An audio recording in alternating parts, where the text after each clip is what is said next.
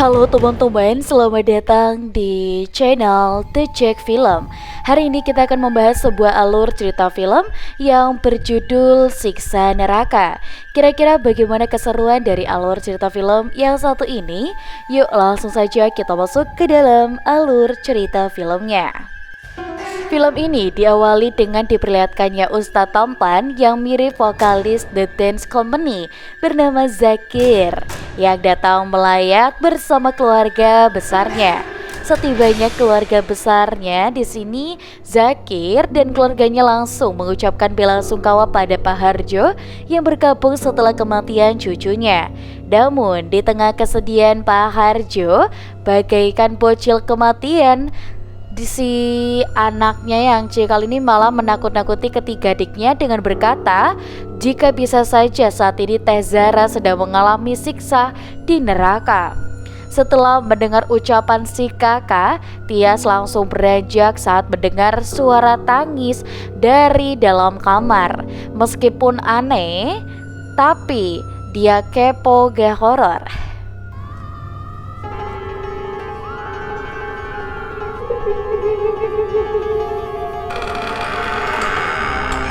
Sontak Tias pun syok parah saat melihat Teh Zara di lantai di wajah yang hancur.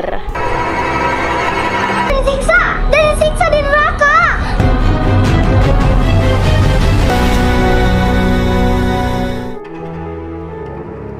Singkat cerita, Ustadz Zakir yang mengisi tausiah di masjid menyampaikan tentang perjalanan Isra Mi'raj Nabi Muhammad SAW, di mana dalam perjalanan tersebut Rasulullah didatangi malaikat Jibril melakukan Mi'raj ke langit ketujuh untuk menerima perintah sholat wajib lima waktu. Tak cuma itu, dalam Mirajnya Rasulullah diperlihatkan keindahan surga dan juga kengerian neraka, di mana surga dan neraka merupakan tempat pembalasan dari baik dan juga buruknya amalan manusia di dunia.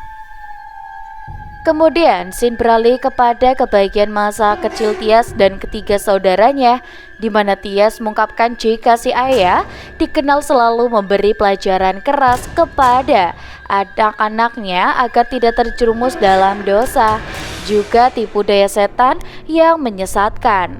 Namun di setiap dosa yang mereka lakukan akan mendapatkan balasannya, meski terkadang ia pun di sini kayak terlena dengan nikmat dan juga keindahan dunia. Namun Tias merasa apa yang si ayah ajarkan berhasil membuatnya tersadar, karena Tias merasa jika dirinya tak memiliki banyak waktu untuk menyiapkan bekal di akhirat nanti.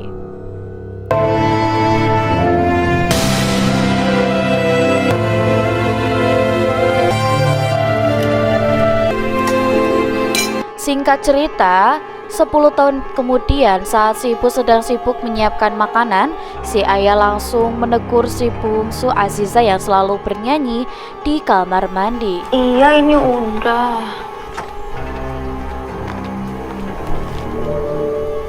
Sesaat kemudian sambil membunyikan sesuatu di balik bajunya, Tias terlihat mengendap-endap menghampiri si ibu. Tias pun berkata jika ia telah berusaha sebaik mungkin dan swear tak kewer-kewer jika dirinya tidak pernah mencontek, karena mencontek adalah dosa.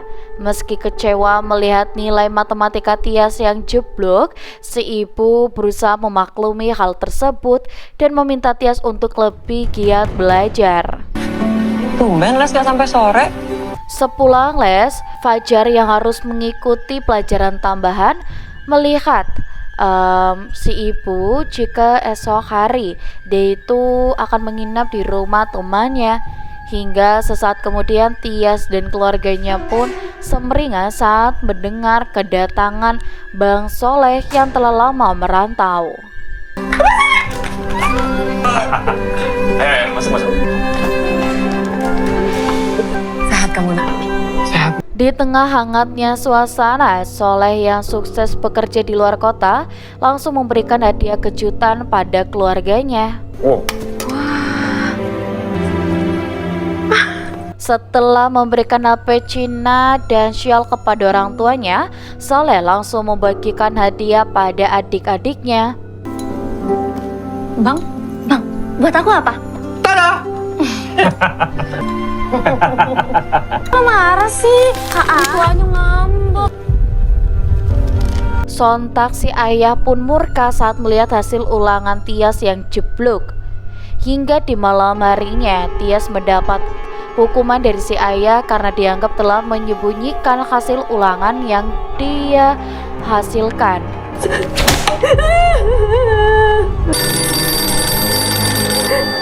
Assalamualaikum.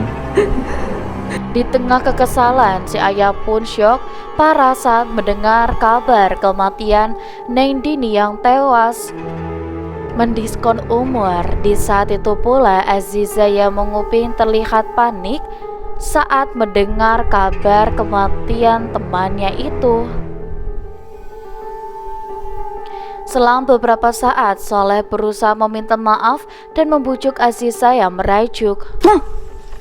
Mau serius? Terima kasih ya, Bang. Namun di tengah kebahagiaan Aziza yang lolos ke final lomba nyanyi antar kecamatan, terlihat murung terlebih si ayah melarangnya untuk mengikuti lomba karena dianggap dosa. Mendengar hal itu, Soleh yang tak ingin harapan adiknya pupus berusaha memikirkan cara agar Aziza bisa tampil di acara tersebut. Hingga sesaat kemudian Tias yang datang tiba-tiba menanyakan kabar perselisihan almarhumah Dini dengan teman sekelasnya. Namun Aziza seolah menyembunyikan sesuatu.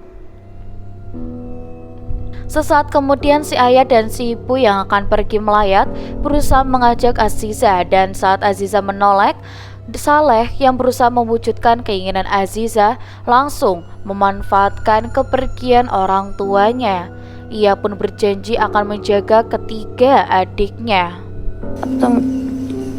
Hati-hati ya. Jagain adik-adik ya. Bu. Iya, Pak.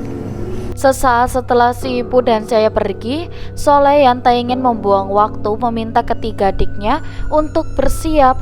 Lantas meski sempat menolak, Tias pun akhirnya mengikuti ajakan kakaknya tertua. Semuanya. Di kamar, si bucin Fajar yang sedang melihat foto gebetannya dikagetkan oleh kedatangan si kakak. Abang main judi. Wih, cantiknya.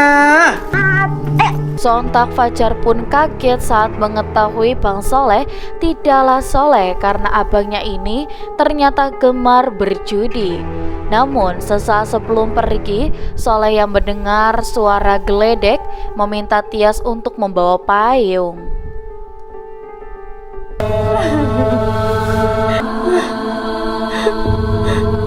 Ini anakku. Sementara di rumah duka, Ustadz Zakir dan para pelayat terlihat prihatin saat melihat kesedihan orang tua Dini. Kalau orang tua kehilangan anak, disebut apa? Kembali kepada perjalanan Soleh dan ketiga adiknya. Saat hujan tiba-tiba turun dengan deras, si Soleh malah mengadu-ngadu untuk mengajak ketiga adiknya untuk mengajak menyeberangi sungai karena katanya biar Aziza tidak terlambat tampil. Meski itu ide yang goblok, Tias dan Fajar yang tak punya pilihan lain terpaksa menurut.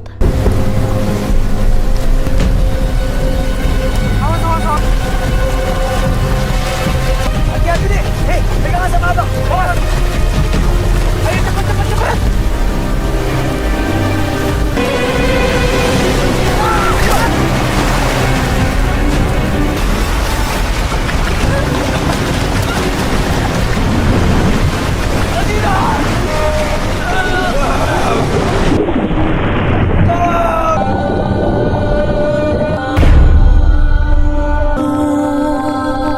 Keputusan yang bodoh Soleh pun berujung petaka saat air sungai tiba-tiba cair dan membuat mereka terseret arus. Singkat cerita, sepulangnya ke rumah, si ibu yang baru pulang pun heran saat melihat suasana rumah yang Aziza? sepi. Anak-anak kemana ya? Menyadari bahwa keempat anaknya tidak ada di rumah. Di tengah keadaan di sini, si ayah dan si ibu langsung berpencar melakukan pencarian. Saleh, Fajar, Fajar? Saleh? Aziza?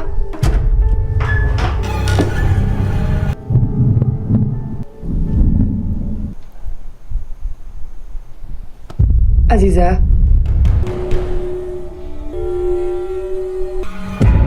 Astagfirullah.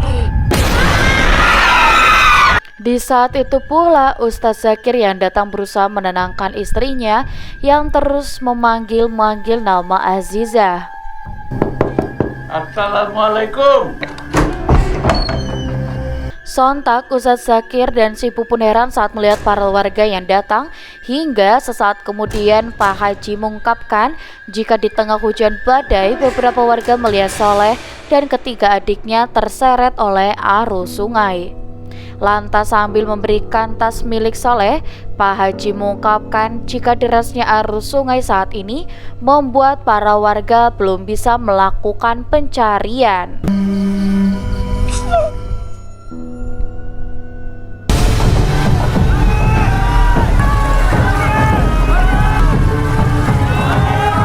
Di keesokan harinya, Ustadz Zakir dan para warga yang dibantu tim SAR terlihat melakukan pencarian menyusuri sungai.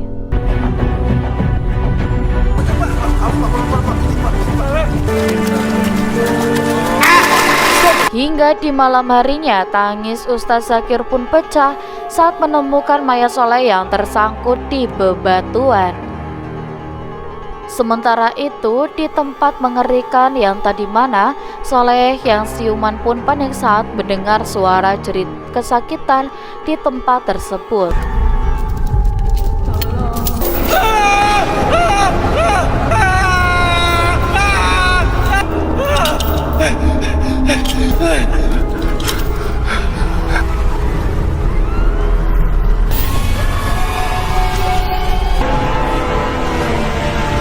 Sontak, Soleh yang linglung pun tercengang saat menyadari dirinya telah berada di neraka.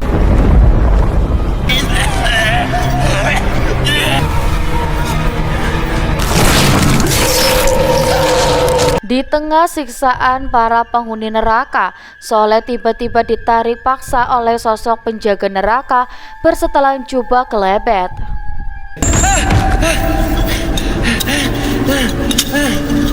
Di tengah ketakutan para penghuni neraka, penjaga neraka langsung menarik seorang aba-aba yang semasa hidupnya telah menyekutukan Allah.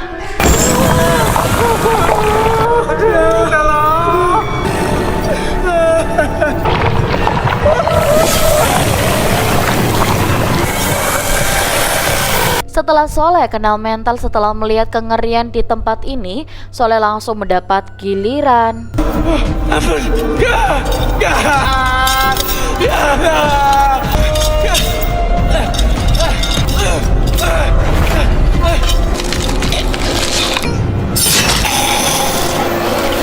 Di tengah pedihnya siksa neraka, Soleh teringat akan dosanya pada si ibu, di mana ketika itu Soleh yang asik bermain game malah amuk-amukan ketika si ibu menyuruhnya untuk sholat. Kembali kepada si ayah, di tengah kesedihan si ayah langsung beranjak saat mendengar teriakan warga yang menemukan mayat Fajar. Fajar, Fajar, Fajar, bangun! Singkat cerita, si ibu pun syok parah saat melihat suaminya dan para warga datang membawa mayat kedua putranya.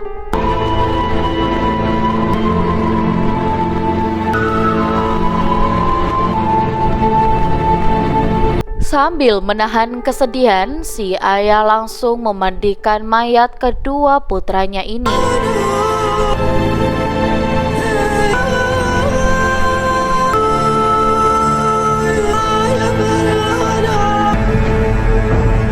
Sementara di neraka, sosok penjaga neraka terlihat bersiap menghukum Fajar.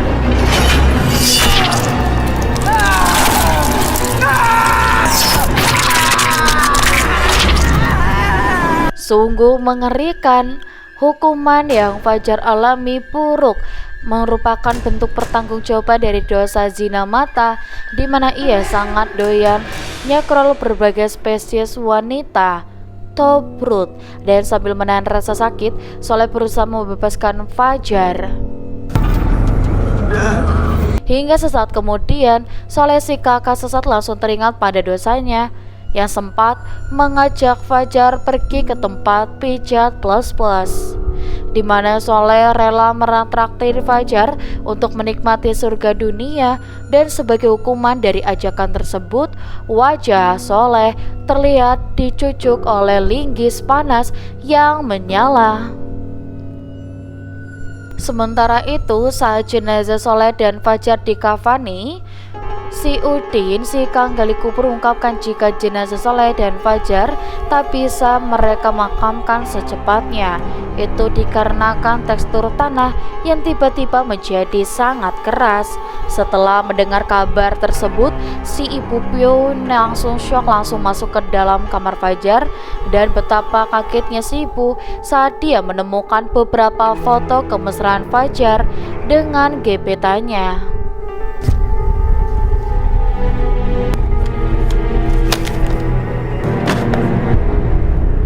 Meski telah berusaha mendidik anaknya sebaik mungkin, si ibu merasa gagal saat menemukan suatu bentuk yang untuk hubungan seksual. Kembali ke neraka, kali ini Fajar mendapatkan hukuman dari kemunafikannya dan akan dilempar dari atas tebing yang tinggi.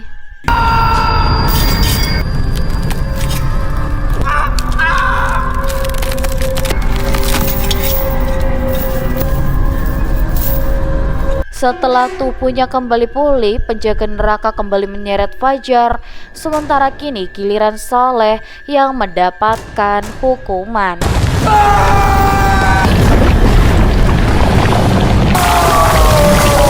Bagaikan Scorpion Mortal Kombat, Soleh yang kepanasan berusaha berenang keluar dari panasnya api neraka.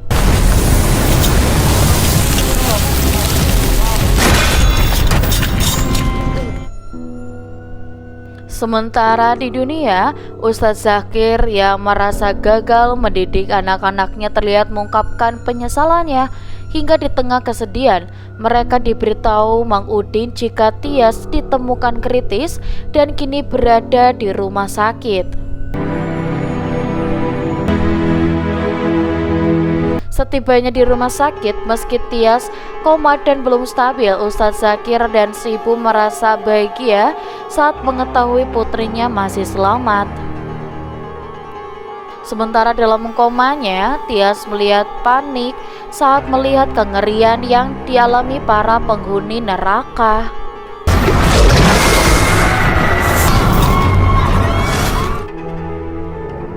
Sekembalinya ke rumah, Ustadz Zakir yang sedari dulu berlaku keras kepada Tias tak bisa menahan kesedihan saat melihat catatan kecil yang tertulis di dalam buku paket, di mana Ustadz Zakir yang mengetahui anaknya ini memiliki kemampuan Indigo memperlakukannya lebih keras daripada kakak-kakaknya dan juga adiknya.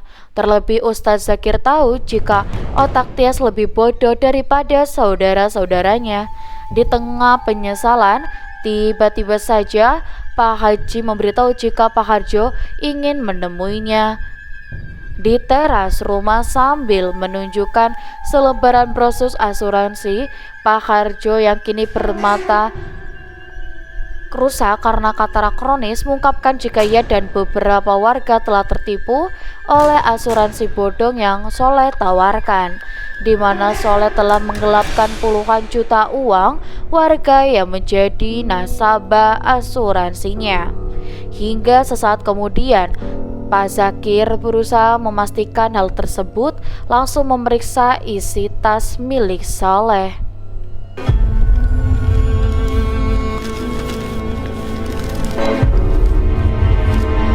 Rupanya Tak hanya doyan judi, selama ini uang yang Soleh berikan pada orang tuanya merupakan hasil penggelapan uang para nasabah.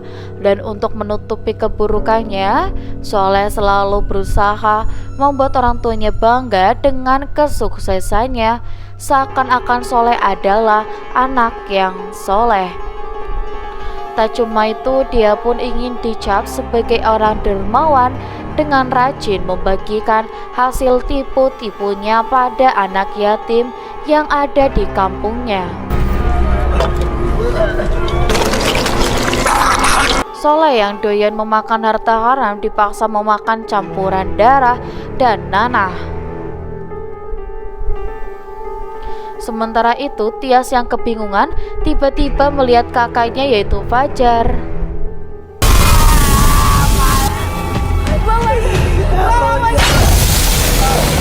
Di tengah pemandangan yang mengerikan, tiba-tiba saja Tias melihat teman adiknya yaitu Dini yang mati akibat mendiskon umur.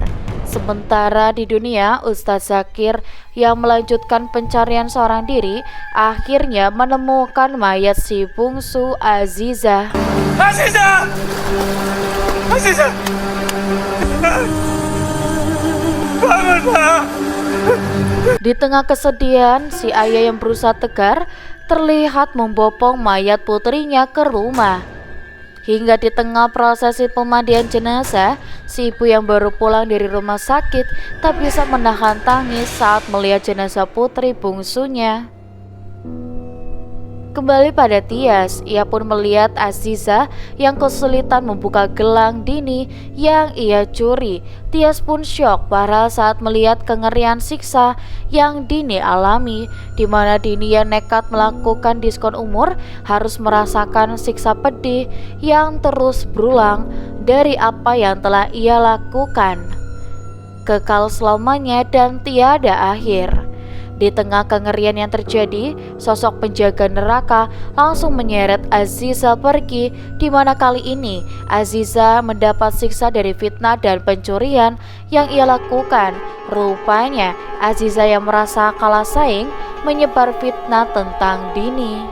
Hingga akhirnya Dini yang terkena fitnah nekat melakukan diskon umur.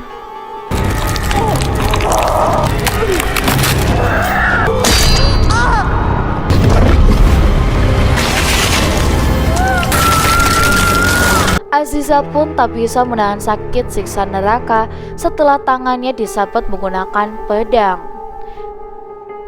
Singkat cerita, setelah prosesi pengurusan jenazah selesai, para pelayat terlihat berbondong-bondong mengantar Ustadz Zakir ke makam. Hingga tengah prosesi pemakaman, si ayah langsung turun ke dalam liang untuk mengazani ketiga anaknya. Allahu Akbar. Allahu Akbar. Asyhadu an la ilaha illallah Rasulullah. Asyhadu hayya 'ala shalah. Allahu Akbar.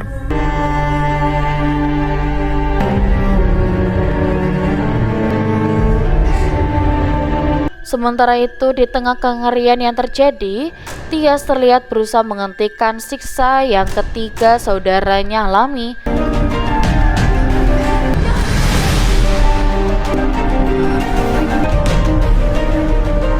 Disiksa oleh dirinya sendiri yang menyeramkan. Rupanya sosok berjubah kelepet yang melakukan penyiksaan merupakan perwujudan dari dosa-dosa yang telah ketiga saudaranya perbuat. Hingga tak berselang waktu, sosok penjaga neraka yang berwajah serupa dengan Tias langsung mengajak Tias pulang ke tempat yang semestinya.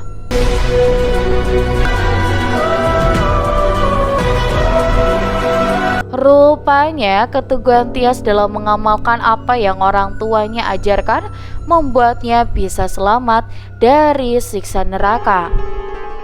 Lantas sebelum pergi, Tias pun berpamitan kepada ketiga saudaranya.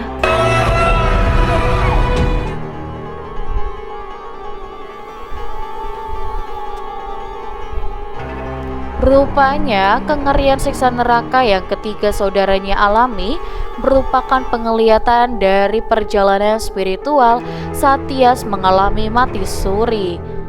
Dan bisa saja siksa neraka lebih mengerikan dari itu.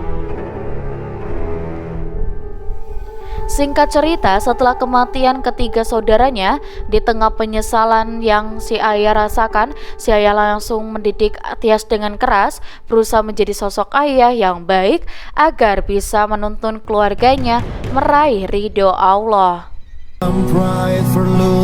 Mengkosong di hati kami yang tak punya cukup waktu. Nah, untuk alur cerita filmnya pun selesai teman-teman. Seru banget ya. Dan untuk teman-teman di rumah, kalian jangan lupa untuk like, komen, dan juga subscribe. Kita akan bertemu kembali di video selanjutnya. Sampai jumpa semuanya. Dadah.